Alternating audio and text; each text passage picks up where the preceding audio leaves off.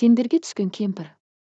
Көңілге ой салатын, тәрбиелік мәні бар әңгімелерден тұратын қазақ тілді каналға қолдау білдіріп, видео астындағы подписаться немесе жазылу батырмасын басып, тіркеліп кетіңіз. Бергенбай әулеті осы көлемге қашаннан белгілі. Бірі малшы, бірі тракторшы, бірі шопыр болатын. Айтулы аға Шопан Бергенбаев ілес боранда үсікке шалынып өмірден мезгілсіз озған. Артында 3 ұл, 2 қыз қалды. 5 баласын бауырына басқан жар қосағы ерке бала жетіліп қалған балаларына сүйеніп аға шопандықты міндетіне алғанды. 4-5 жылдың молдарында топ жарып алға шықты. 5 жылдықтың қорытындысында омырауына орден тақты. Ортақ меншігі ыдыраған тұста ерке бала Бергенбаева бір отар қойды меншігіне алып, шаруа қожалығын құрған еді. 3 ағайынды жігіттің ұйымы бір. Шешелері не айтса, соны орындайды. Қой мыңға жетті, жылқысы бір қосқа жу. Түйе де ұстайды. Әйтсе де ағайынды жігіттер шешелерін бел көріп, адуынды кемпірдің алдынан кесе өткен емес. Қолы мен аузы қоса қимылдайтын ерке бала қашанғы күйбеңнен жаңылмай, балаларына қолғабыс береді. Келіндеріне болысып қымыз баптап құрт қайнатады. Ішек қарын аршиды, сирақ өтеді. Бой басын бағып, сәнденуге жоқ, еңбекқор ананның күлді көмеш кейпін сырт адамдар сөз қылатын еді. Бір күндері Бергенбай әулетінен жік шықты. Ағалар мен қарындастар арасында келіспеушілік туындап іс насырға шапты. Қалада тұратын қыздар шығарды ілікті. Жағдайлары былайша жаман емес. Күйеулері табыс қой, екеуі де кеңсе қызметкері. Бірі экономист, екіншісі білім саласының маманы. Бала шағалы өздері ұлттық дәстүр салтқа жақын жүретінді. Той-томалақтан, мәдени кештерден қалмайтын көпшіл әдеттері және бар. Қонағуар көбінесе ауылдағы ағаларына сүйенеді. Қысқы соғым, жазғы қызыл ауылдан келеді. Еруліге қарулы деп қаладағы қыздар жөндерінен жаңылмайды. Қоржындары бос келмейді. Күйеулері де қарап қалмай, малды ауылға қолғабыс беріп шөп шабысады, қора қопсыны жөндеседі.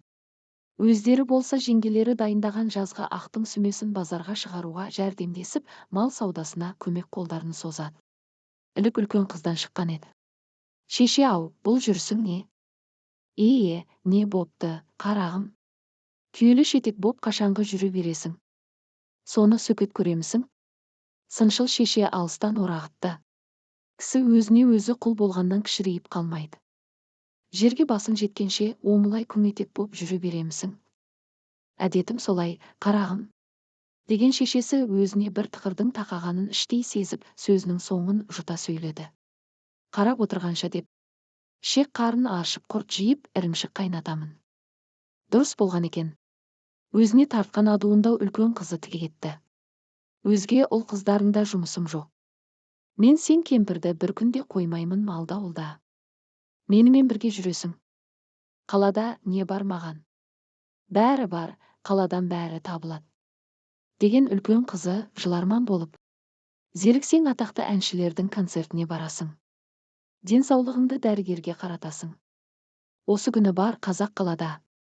Ауылдан кеткендермен әмпей-жәмпей боп бір жасап қаласың. Қона түстеніп жүресің, әншейін. Қалаға үйренісе алсам жақсау. Деген ерке бала кемпір қызының тәрізінен іш жиып. Саған сонша не көрінді? Өз үйім, өлең төсегімде, балаларымның қолында жүріп жатырмын. Келіндерім жайлы өзіме. Ұлдарымның бірі де бетіме келмейді. Сол үшін солардың отын жағып күлін шығарамсың. Бір бүйірден кіші қыз келікті. Шеше сөзді қойып, еріңіз бізге. Деді ол тұлан тұтып. Ерке бала кемпірді ұлдары мен келіндері күң орнына ұстайды деп дүңк-дүңк етеді ел іші. Дау өршіді. Қалалық екеудің бет қаратпас әлпетінен қарадай түңілген үлкен келін шықты білегін сыбанып. Оған ортаншы келінден берді. Бізге бұл кісісіз қиын болады, қыздар. Деген үлкен жеңге аса қатты кетпей. Елдің өсегіне нанбаңдар. Дұшпандықпен айта береді. Біздің ынтымақ бірлігімізді көре алмайды. Көре алмайды емес, шындығы сол болған соң сендерді өсекке таңады. Нанбасаңдар маманың өзінен сұраңдар. Деді ортаншы келін жыларман болып. Өзіміз ақ үйдегі шаруаны жайғап тастаймыз десек, бір шеттен келіге кетеді. Өзіңнен екен ғой. Деді үлкен қызы шешесіне сұқ саусағын қадап. Әдет алып кеткенсің. Қолың қимылдамаса, отыра алмайтының содан. Кешегі кезең сен кемпірдің жетесінен өтіп кеткен. Атақты шопан атандырып, бейнетке белшеңнен батырғанын ұмыта алмай жүрсің. Бүгінде заман басқаша. Ортақ меншіктің қарасы батқан. Осыншама ырғын дәулетті сырттан қоғамдап, тып-тыныш отырмаймысың. Немене сонда, аға жеңгелеріне күң ұстап, жалшы жалда демекпісің. Социализмнің әлеулайын ұмыту керек, шеше. Бұл қоғам қанаушы һәм қаналушы тапқа жатады. Біреудің еңбегін пайдаланбасаң дәулет жия алмайсың. Мен өйте алмаймын, қарағым. Өйте алмағаның сол ма? Деген үлкен қыз, кәртайған шағыңда келіндеріне күң болып, ел жұрттың өсегіне қалып жетіскенің сол ма? Деп салды. Дауға үлкен ағалары келіккен еді. Екеуіңнің бұл не ілігің? Деген сабырлы салқын қалыпта. Шешейді шарай көзге тендерге қойып не көрінді сендерге? Тендерге қойсақ несі бар? Деген үлкен қыз. Біз де осы ананың құрсағынан шыққанбыз. Шешеміздің жағдайын келтіре алмаған өздеріңнен көріңдер. Сонда қайтпексіңдер. Шешейді алып кетеміз. Деді кіші қызы. Тәртіпке келтіріп, бой басын түзейміз. Қыбыр-жыбыр сөзден құтқарамыз. Өз-өзіне келген соң қайтарамыз ауылға. Бір ойлағандары бар шығар бұлардың деген ерке бала шеше сәл босаңсып. Ішімнен шықты ғой, мауықтарын бассын. Ұлы не, қызы не, бәрі бір емес пе? Жолға жиналған кейуана қашанғы көне киімдерін ілді иығына. Осыны ілік қылған қыздар аяқ астынан дау шығарды. Жөні түзу киетін киімі де жоқ бұл байғұстың. Деді үлкен қыз тұлан тұтып. Сендер сонда не бітіргенсіңдер? Осыншама мал жанның иесі анамыз емес пе? Сатып берген киімді жоқ жітікке үлестіретін өзінен көрсін. Деген үлкен келін адуынданып, ескі құсқы киімге жаны құмар өзінің. Өзімнің әдетім солай. Деді ерке бала мұңайыңқы кейіпте. Ерімнен айырылып қалған соң, үстіме жөні түзу көйлек жапсырмай кеттім. Келіндерімді айыпқа бұйырмаңдар. Деген жасымда жесір қалып, сендерді итше тістеп жүріп жеткіздім емес пе?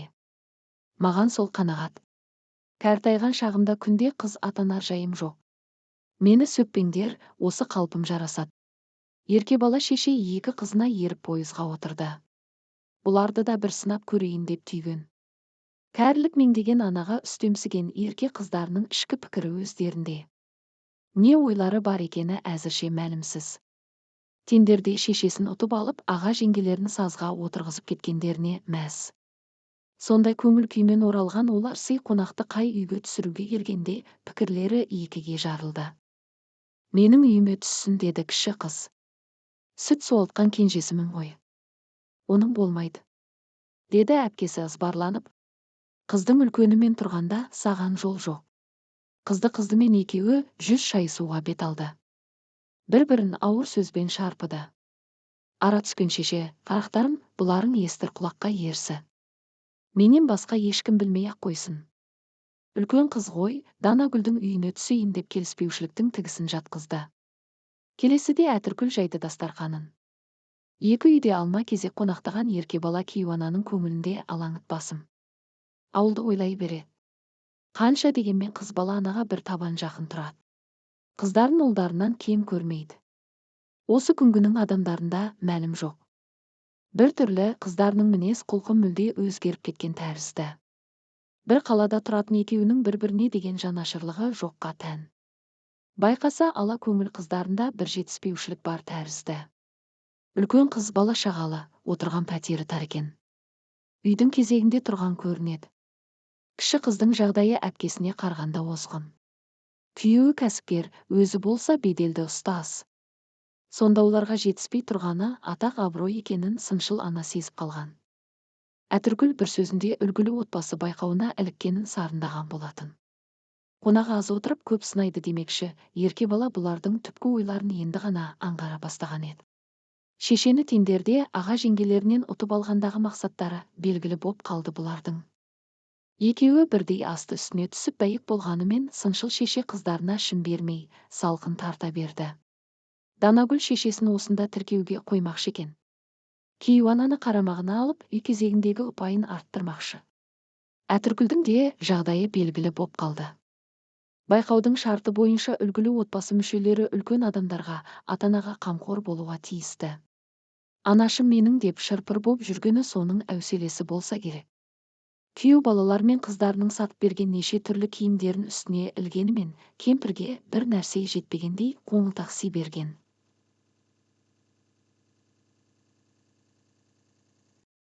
Ойын тойды көрді, концертке де барды.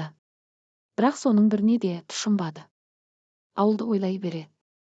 Қыздарының ұсақ әрекетіне және қынжылды. Екінді шаққа жеткен аз күнгі тірлікте қыздарының жыртығына жамау болғанды хош көрмеді. Әр жан иесінің өз талайына бұйырған ырзық несібесі болмақшы. Алма піс аузыма түстегеннің заманы өткен. Өз күніңді өзің көруге тиістісің.